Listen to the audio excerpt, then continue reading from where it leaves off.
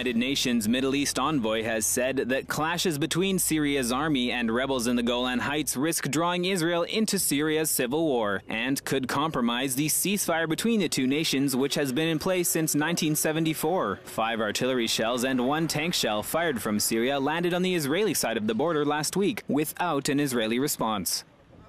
Israel is likely to welcome the comments, as it has repeatedly called on the UN to condemn the cross-border violence. Shots fired into Israel from Syria have been seen sporadically over the course of the 2.5-year conflict, leading to a heightened Israeli Defense Forces presence at the border. Israel has returned fire when its forces have been fired upon, although no Israeli casualties have occurred.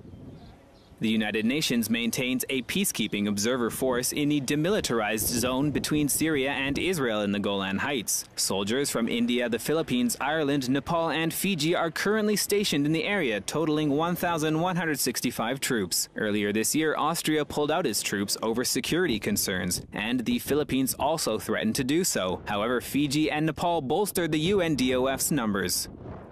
Civilians in Israel have also been preparing for spillover from the Syrian civil war by rushing to pick up gas masks after forces loyal to Syrian President Assad were accused of a chemical weapons attack against civilians in August. While international plans to destroy Syria's unconventional weapons have yet to be implemented, U.S. President Barack Obama has said the threat of a military intervention on Syria remains in place if Assad does not disarm. The Syrian president, Iran, and their ally Hezbollah have suggested that any strikes on Syria by the West will be met with retaliation on Israel.